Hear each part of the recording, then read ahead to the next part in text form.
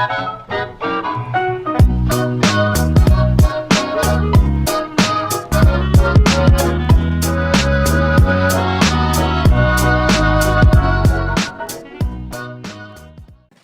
warahmatullahi wabarakatuh. Tayang perdana podcast Berani Bicara Fakta menyapa Anda masyarakat Sulawesi Tengah, dan saya Susan. Juga malam hari ini kita akan membahas topik yang sangat luar biasa. Kita tahu bahwa Gubernur Sulawesi Tengah memiliki komitmen untuk membuka akses wilayah terisolir di Sulawesi Tengah dan menghadirkan konektivitas yang lebih baik bagi seluruh masyarakat melalui programnya yaitu Berani Lancar. Lantas sejauh mana program strategis nasional yang dikucurkan di Sulawesi Tengah berpengaruh terhadap program ini? Sudahkah program-program strategis yang dikucurkan di Sulawesi Tengah ini kemudian mendukung program Berani Lancar yang digagas oleh Gubernur Sulawesi Tengah? Atau mungkin ada hal-hal yang perlu dikritisi terkait dengan anggaran-anggaran tersebut atau proyek-proyek strategis nasional yang hadir di Sulawesi Tengah? Inilah yang akan kita perbincangkan di Berani Bicara Fakta kali ini. Saya punya beberapa narasumber yang hadir. Pertama, saya ingin menyapa Ketua Koalisi Rakyat Anti Korupsi KRAK Sulawesi Tengah, ada Pak Harsono Bereki. Assalamualaikum warahmatullahi wabarakatuh. Waalaikumsalam warahmatullahi wabarakatuh. Terima kasih sudah hadir di podcast Berani Bicara Fakta. Siap. Kemudian ada dari Komunitas Anti Korupsi Sulawesi Tengah, Pak Marwan. Assalamualaikum, Pak Marwan. Waalaikumsalam warahmatullahi wabarakatuh. Baik, di Berani Bicara Fakta ini, pemirsa, kita tentu tidak hanya sekedar beretorika, tetapi juga akan menghadirkan fakta-fakta yang berani untuk kita bicarakan begitu. Bukan untuk apa-apa, tetapi kita berharap pastinya semua data-data kemudian fakta yang dihadirkan dalam podcast ini bisa mendapat tindak lanjut begitu ya, sehingga program Gubernur Sulawesi Tengah ini kemudian bisa berjalan dengan maksimal. Saya akan mulai terlebih dahulu bersama dengan Ketua Koalisi Rakyat Anti Korupsi KRAK Sulawesi Tengah.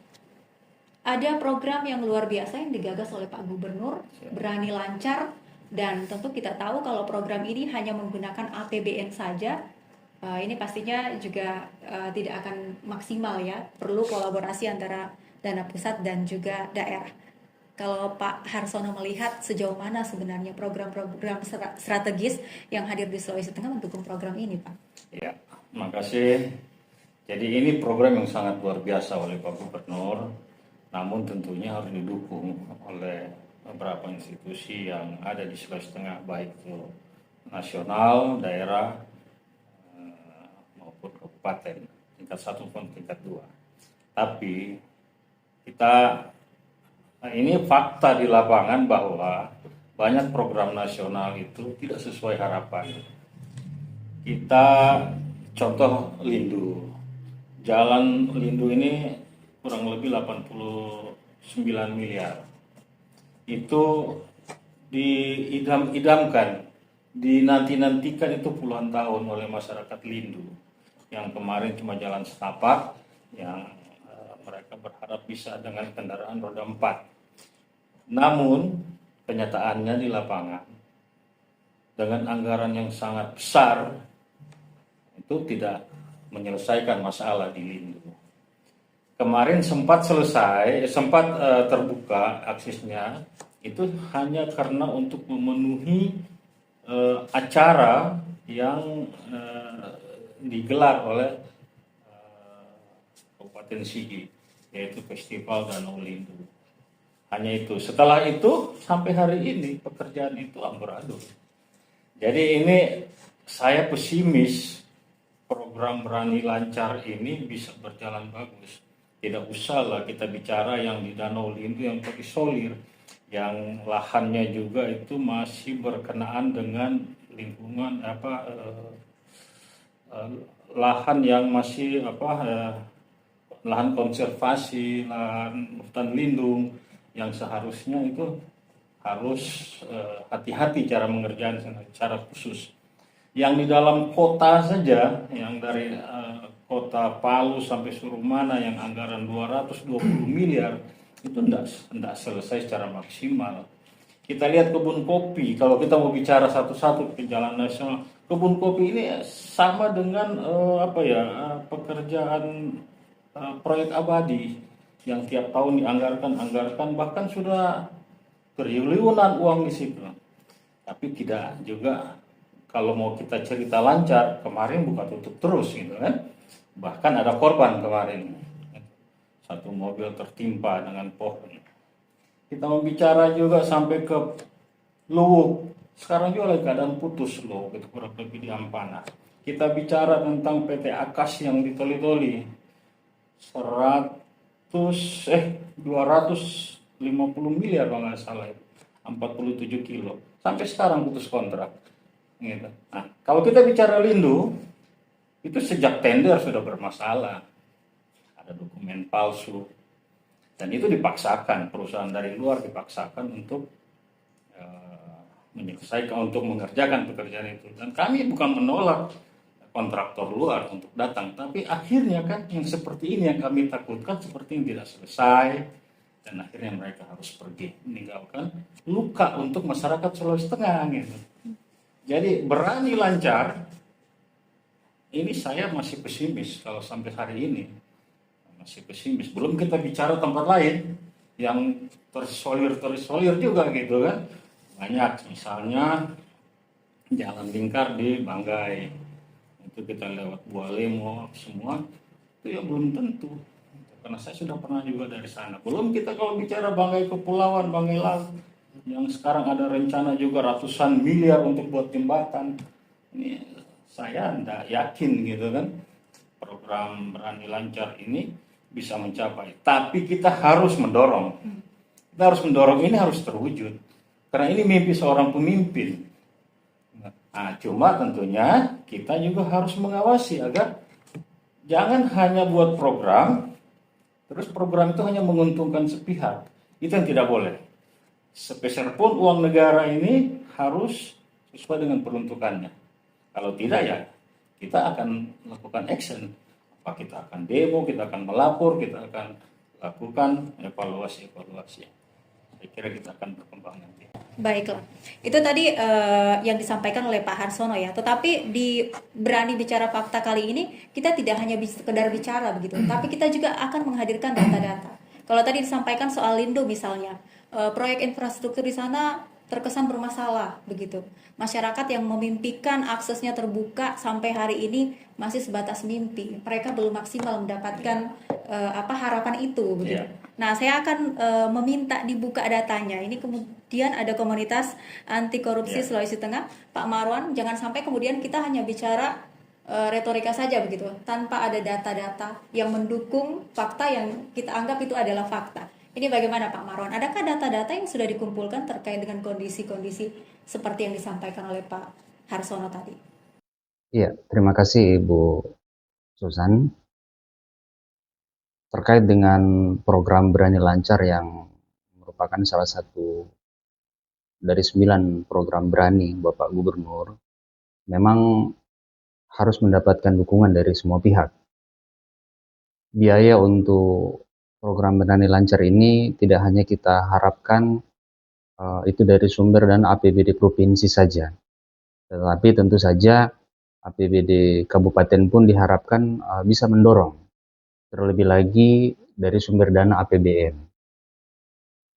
Bicara tentang akses jalan Danau Lindu yang saat ini sudah menelan anggaran kurang lebih 90 miliar, memang kita menemukan banyak kejanggalan dalam proses lelang, proses pelaksanaan, maupun sampai dengan proses PHO dan FHO hari ini yang mungkin tinggal menunggu waktu tidak terlalu lama. Dalam hal ini, program Berani Lancar ini sesungguhnya yang dibutuhkan juga adalah mutu, bukan hanya sekedar proyek saja. Nah, Danau Lindu ini menjadi studi kasus kita, khususnya di komunitas koalisi rakyat anti korupsi, yang mana komunitas anti korupsi juga ada di dalam koalisi ini. Secara teknis kita menemukan, Ibu Santi, ada banyak fakta-fakta di lapangan yang mengindikasikan bahwa pekerjaan ini kita anggap jauh dari standar Bina Marga. Item pekerjaan perkuatan tebing yang menggunakan metode Sokret itu dilaksanakan secara asal ya dalam pandangan kami ya. Seharusnya ada paku bumi atau kita sebut soil nailing di dalam perkuatan tebing itu untuk mengikat awareness, tetapi tidak diaplikasikan. Yang kedua, dalam proses rigid perkerasan beton, itu pemasangan dowel dan tie bar itu dilakukan asal-asalan. Nah, saya tidak bisa menjelaskan secara rinci pada kesempatan ini, tetapi kita punya bukti-bukti yang akan kita paparkan di rapat dengar pendapat beberapa waktu ke depan, yang di mana kami dengan Pak Ketua sudah menyampaikan surat permohonan RDP di DPRD Provinsi, supaya DPRD Provinsi, meskipun Lindu ini merupakan proyek yang dibiayai APBN, tetapi karena kita adalah pihak yang memanfaatkan, penerima manfaat, sehingga kita tidak bisa tinggal diam. Temuan-temuan di lapangan oleh DPRD Provinsi Sulawesi Tengah bisa disampaikan ke pemerintah pusat, sehingga proyek-proyek seperti ini tidak berulang. Tidak bisa lagi ada pekerjaan yang dibiayai APBN yang dilaksanakan di daerah terpencil itu dilakukan secara sembarangan. Kenapa demikian? Karena saat ini ada yang namanya Impres Jalan Daerah, IJD. APBN sekarang sudah masuk untuk membiayai jalan-jalan daerah. Yang mengelola adalah BPJN. Kalau hal seperti ini terulang, maka program Berani Lancar ini tidak akan bisa sukses. Pemerintah provinsi mengharapkan bahwa Jalan Danau Lindo sudah baik, anggarannya kurang lebih 90 miliar. Sehingga tidak dibuat lagi perencanaan dalam 2-3 tahun akan datang. Tapi ketika jalan itu dalam 1-2 tahun rusak, maka siapa lagi yang mau membiayai? Pihak dari provinsi, Pak Gubernur sudah berharap bahwa jalan itu pasti kualitasnya baik. Yang mengerjakan adalah pemerintah pusat melalui APBN, melalui pembiayaan APBN dilaksanakan oleh BPJN. Standar bina marga tentu diterapkan dengan baik. Standar kualitas dari sisi kesehatan, lingkungan hidup, kalau disebut QHSE-nya itu pasti terpenuhi. Tetapi ketika mereka tidak melaksanakan, maka yang rugi adalah masyarakat penerima manfaat. Saya kira itu Ibu Santi, sehingga harapan kita bahwa pembangunan infrastruktur yang dilaksanakan oleh BPJN itu seharus sejalan dengan visi dari Bapak Gubernur sebagai perpanjangan tangan dari pemerintah pusat. Sinergi ini yang akan kita dorong sebagaimana yang disampaikan Pak Harsono tadi, bahwa sinergi antara pemerintah pusat dan daerah harus kita dorong. Sehingga program ini bisa terrealisasi sesuai harapan Bapak Gubernur. Baiklah, ini menarik, anggaran yang cukup besar sebenarnya, 90 miliar. 90 miliar ini diharapkan kalau kemudian bisa berkolaborasi dengan program provinsi, kemudian anggaran-anggaran lain yang dikucurkan dari pusat, tentu program Berani Lancar ini bukan hanya sebatas program begitu ya, sangat realistis sekali untuk kemudian dilakukan di Sulawesi Tengah. Tetapi Pak Arsono tadi katanya mau ada RDP yang digelar di DPRD provinsi ya. Nah, data-data apa saja yang nanti akan disampaikan di sana, dan RDP itu goalnya nanti akan kemana begitu yang didorong oleh teman-teman dari KRAK ini? Silakan. Ya, makasih Bu Santi. Jadi kami ke RDP, kan persoalan-persoalan yang ada ini karena kami mau program pemerintah, terutama programnya gubernur ini bisa berjalan. Kenapa? Persoalan anggaran, persoalan uang rakyat gitu. Saya berkali-kali katakan, bahkan dalam aksi saya katakan, andaikan ini menggunakan dana pribadi, saya tidak pusing.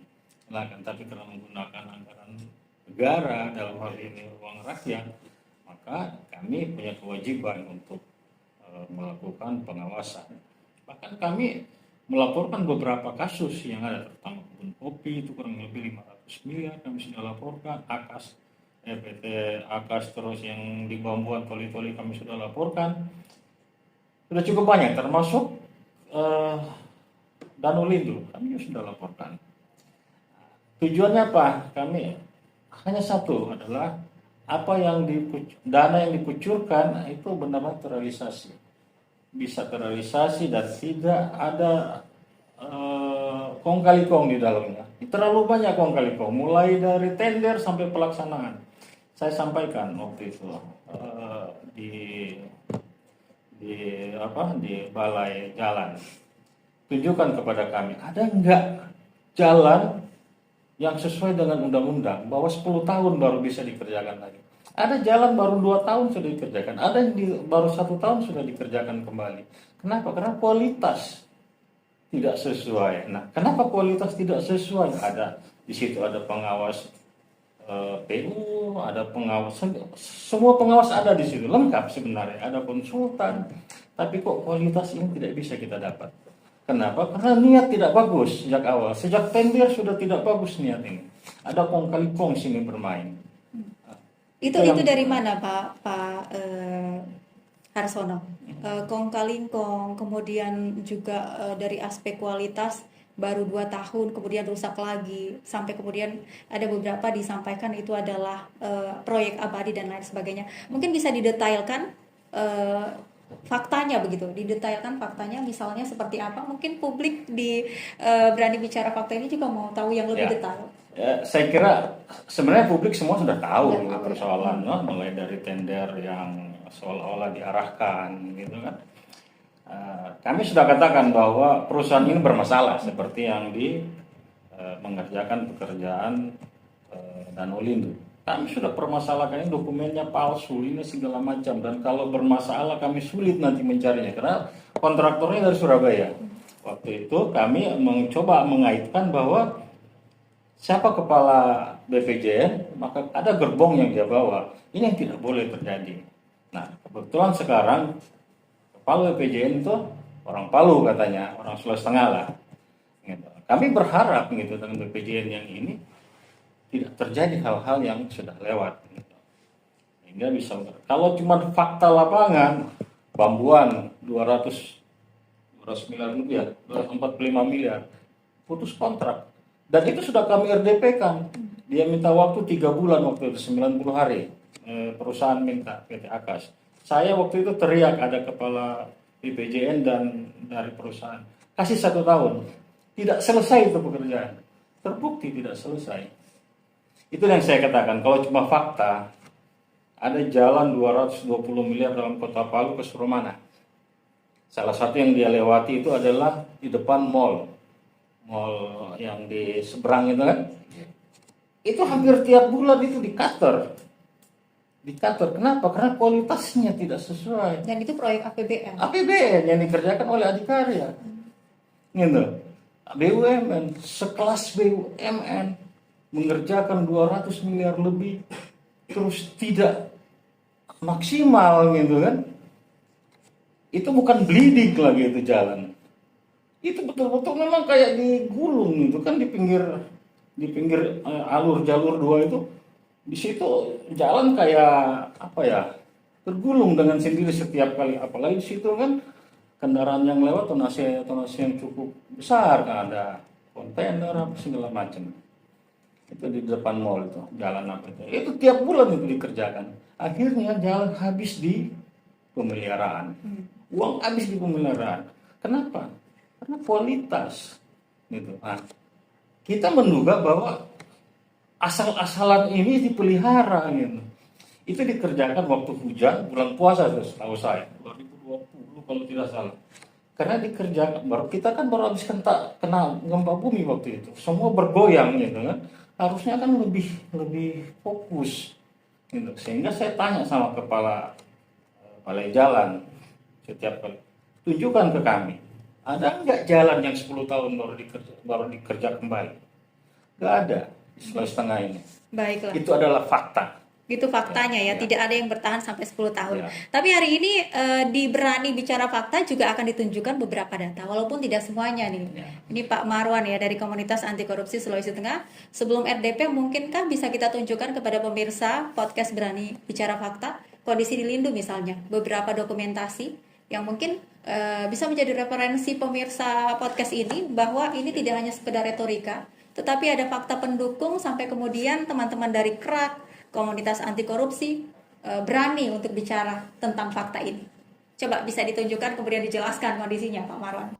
Iya, begini Bu Santi ya. Jadi koalisi rakyat anti korupsi yang di dalamnya juga ada komunitas anti korupsi Sulawesi Tengah ini, kami di dalam melakukan pemantauan, kita juga tidak berani kalau tidak ada data dan fakta. Kenapa Lindu ini menjadi sorotan? Sebenarnya bukan hanya Lindu, Bu Santi ya. Tadi Pak Harsono sudah menyampaikan ada Lindu, ada proyek yang di Kabupaten Toli-Toli, akses jalan batas kota Toli-Toli Silundou yang dikerjakan oleh PT Akas, itu putus kontrak. Ya.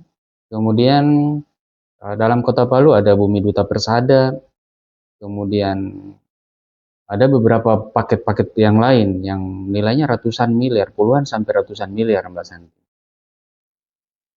Pasca bencana kemarin, bantuan dari pihak luar negeri itu sangat banyak di Sulawesi Tengah ini.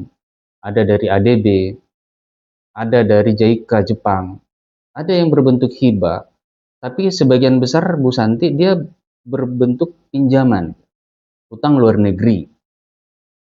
Nah, utang luar negeri ini kelihatannya prosesnya untuk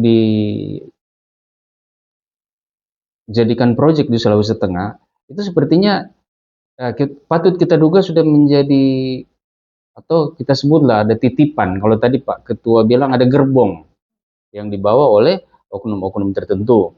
Maka kita sangat terang melihat dalam proses pemilihan penyedia jasa, kesannya memang ada permainan. Contoh Lindu, sebelum saya ke teknis ya, Lindu itu pada proses lelang itu sudah diributkan oleh aktivis anti korupsi di Sulawesi Tengah, tetapi tidak berpengaruh. Nah, hari ini terbukti bahwa penyedia jasanya tidak melaksanakan sesuai dengan ketentuan. Jadi Bu Susan perlu tahu bahwa proyek Danau Lindu itu adalah proyek yang spesial. Proses pemilihan penyedia jasanya itu menggunakan metode pemilihan sistem gugur dengan harga terendah ambang batas. Nah, harga terendah ambang batas ini, Ibu Susan, ini berarti bahwa pekerjaan itu adalah pekerjaan khusus yang menggunakan metode khusus dan tidak bisa dikerjakan oleh sembarang penyedia jasa.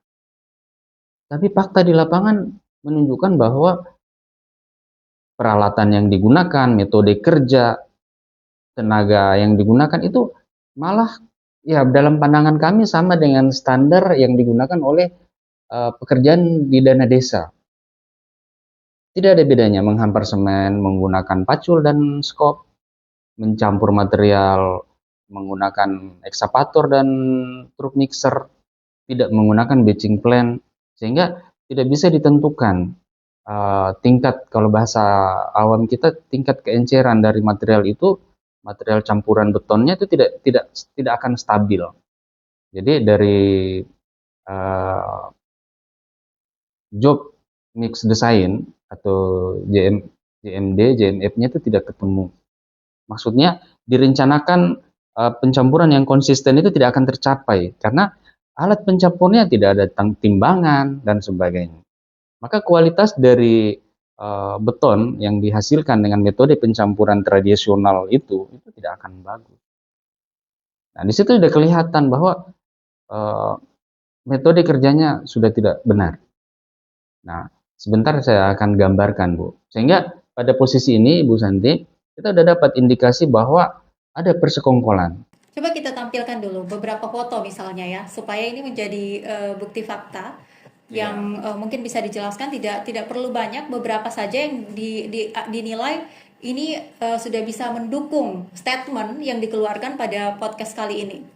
Ya, saya berikan contoh ya Bu Santi ya, sebentar ya. Ini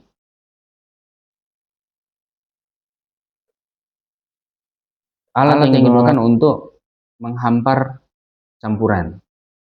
Kan kita lihat dengan jelas bahwa cangkul modelnya ini tidak menggambarkan ada pekerjaan yang khusus, ya, metode kerja yang sebagaimana yang kita harapkan, yang bisa kita lihat dengan kerja-kerja yang profesional. Ini mereka menggunakan awareness untuk bahu jalan. Kita lihat awareness itu hanya menutupi bahu jalan kurang lebih 40% saja.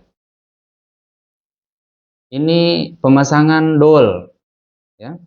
Pemasangan dol ini yang saya waktu aksi di depan BPJN kita mengatakan bahwa kita ini seperti dihina, bahwa seolah-olah masyarakat di Sulawesi Tengah ini bodoh semua, sehingga mereka berani-beraninya melakukan pekerjaan seperti ini. Maka kami bertanya kepada kepala balai, di mana Satker dan PPK pada waktu ini terjadi? Di mana konsultan? Di mana pengawas-pengawasnya? Kenapa bisa dibiarkan ini terjadi? Dari penempatannya, dari kualitas bahan dolnya, ya, dari jarak pemasangannya, dari karat yang kelihatan yang tidak dilapis dengan lapisan anti karat. Ini lagi bisa dilihat. Bagaimana bisa ini bisa berlangsung terus-menerus pekerjaan seperti ini? Ini namanya taibar, Ibu Santi, ya. Ini taibar, dia ini besi yang digunakan untuk menghubungkan antara rigid pavement yang sudah selesai dikerjakan dengan yang baru, karena ini dibuat 2 tahap karena persoalan lalu lintas, ya, sehingga sisi sebelah masih bisa dilalui oleh masyarakat. Ini jauh dari standar.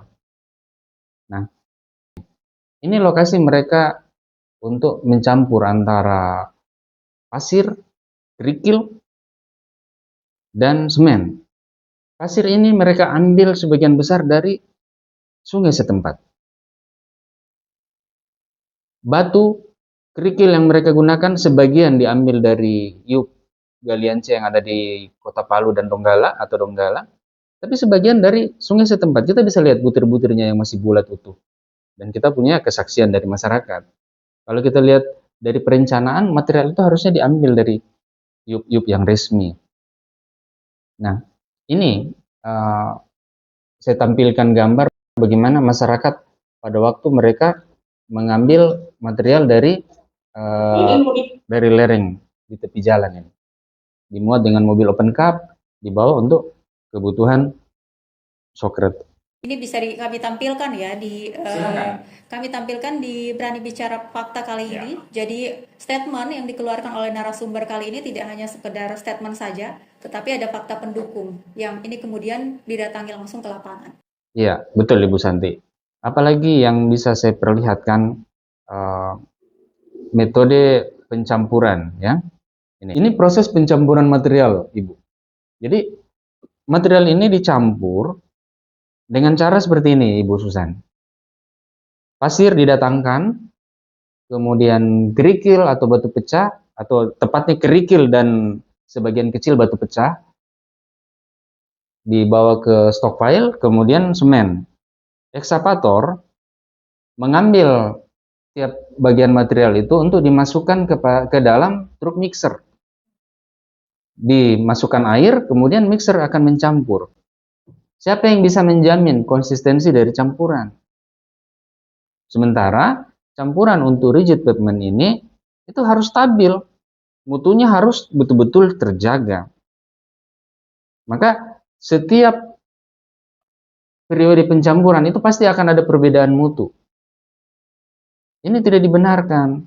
Setidak-tidaknya dan semestinya, ya, mereka menggunakan batching plan. Maka setiap item yang dicampur itu semua ditimbang, Bu Santi. Ditimbang supaya campuran itu selalu konsisten, mutunya jelas. Seperti itu. Ini fakta-fakta di lapangan yang dapat kami sampaikan, sehingga kami berharap bahwa DPRD Provinsi Sulawesi Tengah akan segera menanggapi hasil temuan kami ini untuk dibahas di RDP, supaya proyek-proyek selanjutnya ini tidak berulang, Bu Santi. Baik, ini fakta lapangan yang didapatkan oleh teman-teman ya dari komunitas anti korupsi Sulawesi Tengah. Namun saya ingin ke Pak Harsono. Fakta investigasi yang didapatkan oleh teman-teman dari KRAK, kemudian juga komunitas anti korupsi Sulawesi Tengah, ini adalah fakta investigasi internal. Namun fakta investigasi ini bisa menjadi fakta hukum kalau kemudian misalnya didalami, kemudian dibawa ke jalur hukum. Ini sebentar lagi akan di RDP-kan. Kalau Pak Harsono melihat temuan-temuan ini atau teman-teman mengkaji temuan-temuan ini sampai sejauh mana kemudian ini akan diarahkan menjadi sebuah fakta hukum yang harus ditindaklanjuti begitu. Dengan harapan tidak ada lagi kejadian seperti ini terjadi di kemudian hari. Koalisi Rakyat Anti Korupsi adalah yang di dalamnya ada beberapa lembaga ya, termasuk KAK. Itu sangat konsisten. Kemarin saja 2025 ini ada 7 laporan kami. Kami melakukan laporan untuk ditindaklanjuti, gitu. Nah, selebihnya kami menyerahkan kepada APH untuk diapakan ini kan. Kami berharap bahwa APH juga adalah konsisten gitu kan, dengan laporan kami. Kami bawa ke RDP sudah, di DPR selaku lembaga pengawas salah satu. Nah, terus kami sudah melaporkan ini Lindo kami lapor, Toli kami lapor, kebun kopi kami sudah lapor. Dan kami juga lagi mengawasi sekarang pekerjaan-pekerjaan yang lagi jalan sekarang. Ada yang mau kontrak, yang sudah kontrak, baru kontrak itu tentenan dulu ya, 100 miliar lebih. Banyak, ada yang Balingara, Ampana. Kami lagi awasi. Jadi kami orang paling konsisten dari Koalisi Rakyat Anti Korupsi ini, paling konsisten bahwa jika ada temuan kami laporkan. Gitu. Kasus apa saja? Gitu, apa saja. Kemarin juga selain infrastruktur kan, kami pasti laporkan. Gitu. Kenapa? Supaya ada efek jerah. Dan kontraktor-kontraktor juga baik yang datang, BUMN maupun yang lokal, konsisten juga dengan kontrak mereka gitu kan. Karena di situ kan kalau ada kontrak berarti ada komitmen antara mereka sebagai penyedia jasa dan pemilik pekerjaan gitu. Terutama komitmen terhadap rakyat. Karena ini semua dikerjakan karena ada kepentingan rakyat di situ. Rakyat mau lancar, mau jalan bagus gitu. Dan ini kan. sejalan dengan program Pak Gubernur juga. Kalau kemudian Ya. ini terus terjadi ya program Berani Lancar juga tidak akan maksimal. Akan terhalang gitu. Dan makanya saya katakan saya pesimis. Kalau ini masih terus seperti itu, olehnya kami juga butuh dukungan dari seluruh masyarakat bahwa tidak usah sungkan untuk memberikan kami data. Kadang-kadang kami juga kan untuk mendapatkan data itu kami harus ke tempat yang jauh gitu dengan segala macam kekurangan yang ada, tapi kami tetap lakukan. Termasuk ini ke Lindu. Ini tidak gampang mau ke sana ini kan. Kita harus kontrak motor kita. Karena tidak mungkin kita dari Palu naik motor, ini kan sampai di Lindu. Nah, nanti di batas mobil kita kontrak motor dan kita jalani dengan segala macam risiko. Begitu juga dengan persoalan-persoalan lainnya. Kami berharap bahwa tidak hanya Koalisi Rakyat Anti Korupsi yang melakukan hal ini, tapi seluruh masyarakat Sulawesi Tengah juga ikut berpartisipasi. Bantulah kami. Karena kami tidak punya kepentingan apa-apa. Kami bukan kontraktor, kami cuma mau menjaga bahwa masih ada yang peduli terhadap uang negara yang dikucur sampai miliaran rupiah ini, bahkan triliun. Kami berharap bahwa saya waktu tender Lindu sempat masyarakat Lindu itu tidak suka karena dikira kami akan menghambat. Padahal tidak. Apa yang kami khawatirkan lalu akhirnya terbukti hari ini, gitu kan? Bahwa kami pengen Lindu itu, kami juga suka itu Lindu. Saya bahkan belum pernah mau sampai di kampungnya itu, cuma di atas karena khawatir. Jangan kita lewat tahu-tahu longsor, celaka kan? Seperti itu. Olehnya kita butuh perusahaan yang konsisten. Kita juga minta supaya DPR juga turun mengawasi, tidak hanya berharap dari kami supaya balance. Karena memang itu tugas mereka dan mereka bisa mengeksekusi. Wah ini tidak bisa, ini tidak bisa. Kalau kami tidak bisa, kami sudah berteriak, kami sudah melapor, tapi kan eksekutornya bukan di kita. Makanya kami berharap mari kita bekerja sama, mari kita jaga daerah ini supaya program pemerintah ini bisa jalan dengan bagus. Tujuan kami adalah menjaga setiap rupiah yang dikucurkan untuk masyarakat dan itu benar-benar diperuntukkan untuk masyarakat.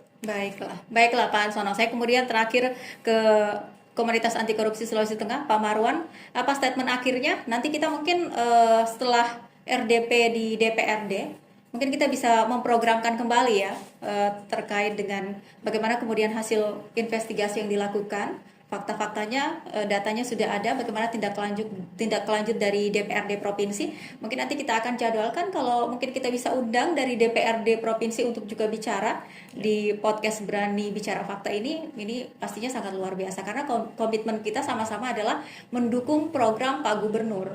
Seperti disampaikan Pak Arsono, tidak mungkin bisa berjalan lancar, tidak mungkin program Berani Lancar ini bisa maksimal kalau kemudian pengawasannya tidak jalan. Saya minta statement akhir dari Pak Marwan, apa yang ingin disampaikan? Ditambahkan, silakan. Ya, terima kasih Ibu Susan. Dalam konteks kita mendukung misi Bapak Gubernur, khususnya terkait dengan program Berani Lancar ini, memang sumber pembiayaan APBN ini sangat berpengaruh. Terlebih dalam masa efisiensi anggaran seperti saat ini. Anggaran sudah dibatasi, transfer daerah dari pusat ke daerah dibatasi. Sebagian anggaran yang biasanya dilakukan oleh pemerintah daerah sekarang sudah diambil alih oleh pemerintah pusat melalui balai. Kalau di sektor tanaman pangan ada balai wilayah sungai yang menangani irigasi dan sebagainya, itu sudah masuk ke daerah-daerah. Di sektor infrastruktur jalan yang berkaitan dengan Berani Lancar itu ditangani oleh BPJN. Nah, kita tidak ingin BPJN ini melaksanakan proyek yang dibiayai oleh APBN dengan asal-asalan. Kemudian proyek-proyek ini hanya dimanfaatkan oleh perusahaan dari luar daerah yang datang hanya untuk mengeruk keuntungan, datang hanya mengikuti lelang, kemudian menang, dan menyerahkan pekerjaan itu kepada penyedia jasa lokal. Hari ini kami lagi memantau satu paket proyek, ya Pak Ketua ya. Ini namanya paket pekerjaan Tagolu Tentena. Anggarannya lebih dari 100 miliar, dimenangkan oleh perusahaan dari luar daerah. Nah, kami dapat kabar bahwa perusahaan ini akan mempekerjakan perusahaan lokal lagi. Nah, ini lagi kami lakukan pendalaman, bahkan isu-isu yang kami dengar dari nilai item pekerjaan 100%, malah penyedia jasa lokal ini hanya diberikan anggaran kurang lebih 40-50% saja dari nilai kontrak. Artinya, pemenang lelang ini mengambil lebih dari setengah tanpa mengerjakan apa-apa. Kemudian penyedia jasa lokal yang mengerjakan itu akan mengerjakan dengan 50%. Di situ sudah ada keuntungan dan biaya taktis lain-lain. Kita bisa bayangkan bagaimana kualitas pekerjaan. Terjadi di PT Akas Toli-Toli. PT Akas memberikan pekerjaan kepada pihak ketiga. Maka kita lihat. Nah, kita tidak ingin itu terulang. Kenapa Koalisi Rakyat Anti Korupsi, Komunitas Anti Korupsi Sulawesi Tengah membawa ini ke ranah RDP? Kita ingin mendorong DPRD Provinsi Sulawesi Tengah untuk lebih proaktif dalam melakukan fungsi pengawasannya. Tidak berarti bahwa dana itu dibiayai oleh APBN, proyek itu dibiayai oleh APBN, kemudian kita tutup mata. Sebagai penerima manfaat, kita berhak untuk melakukan pengawasan, melakukan pemantauan. Nah, kalau kita dalam hal ini masyarakat, ya, kita tentu punya keterbatasan, Ibu Susan. Kita punya keterbatasan. Seandainya kita punya kewenangan untuk melakukan penuntutan, kita tidak perlu melapor kemana-mana. Tapi kan ada aturan yang mengatur batasan masing-masing. Maka tugas kita, sebagaimana disampaikan Pak Harsono tadi, menyampaikan laporan ke APH. Maka APH lah yang akan memutuskan bagaimana tindak lanjutnya. Apakah memenuhi unsur pidana tipikor atau tidak, itu hak mereka. Masyarakat tidak boleh juga eh, pesimis dengan penegakan hukum atau pesimis dengan kerja-kerja dari organisasi-organisasi anti korupsi. Kita kerap mendengar bahwa paling juga ujung-ujungnya damai. Itu bukan di ranah kita. Ketika kita menyampaikan laporan, ketika kita membawa ke RDP itu Kita serius. RDP yang kita mohon di DPRD provinsi ini membuktikan bahwa kita ini terbuka. Kita ingin publik tahu. Dan kita ingin APH juga mendapatkan semangat bahwa ini tidak bisa dibiarkan. Kita ingin bahwa siapapun yang membackingi proyek-proyek tertentu juga tidak akan berani untuk terus membackingi karena ini dikonsumsi oleh publik. Nah, seperti itu. Maka kesimpulan kami terkait dengan apa yang kita bahas pada kesempatan ini, bahwa dari semua rangkaian temuan yang kami dapatkan di lapangan, ini sudah mengindikasikan ada penyalahgunaan kewenangan, ada persekongkolan dalam tender, ada pelanggaran spesifikasi teknis, dan ada potensi tindak pidana korupsi yang berimplikasi pada kerugian negara dan kerusakan mutu pembangunan. Itu yang dapat kami simpulkan, Ibu Susan. Semoga dalam RDP nanti kita bisa mendapatkan hasil di mana DPR bisa menjalankan fungsi pengawasannya, kemudian kita bisa mendudukan fakta secara terbuka, kemudian kita memastikan proses hukum berjalan berdasarkan data dan bukti, dan yang lebih penting ini harus menjadi kita untuk melakukan pencegahan agar hal ini tidak terulang. Pelanggaran pada proyek infrastruktur di Lindu, di toli-toli oleh PT Akas dan sebagainya itu tidak terjadi pada paket-paket pekerjaan selanjutnya. Baik. Saya kira demikian, Ibu Susan. Baiklah, pemirsa podcast Berani Bicara Fakta, itu tadi kami sudah hadirkan fakta dan data. Dari data ini pastinya Anda sebagai pemirsa sudah bisa menyimpulkan begitu ya. Kita mengapresiasi program Gubernur Sulawesi Tengah terkait dengan program Berani Lancar. Namun pastinya program ini tidak bisa berjalan sendiri. Jika hanya mengandalkan APBD provinsi maupun kabupaten kota, ini pastinya tidak akan maksimal. Oleh karena itu kita berharap juga ada bantuan dari APBN. Namun kalau faktanya anggaran APBN juga tidak maksimal dalam pekerjaannya begitu ya, dalam proses programnya begitu seperti yang disampaikan oleh Pak Harsono dan juga Pak Marwan, tentu kita tidak bisa berharap banyak.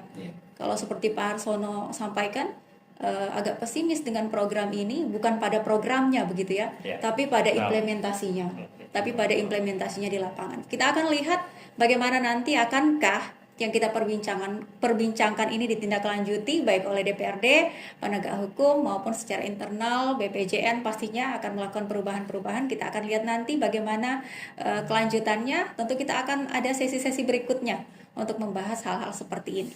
Dan saya ucapkan terima kasih banyak untuk Ketua Koalisi Rakyat Anti Korupsi KRAK Sulawesi Tengah, Pak Harsono Bareki, sudah hadir menjadi tamu di podcast Berani Bicara Fakta kali ini. Pak Marwan, terima kasih sudah hadir.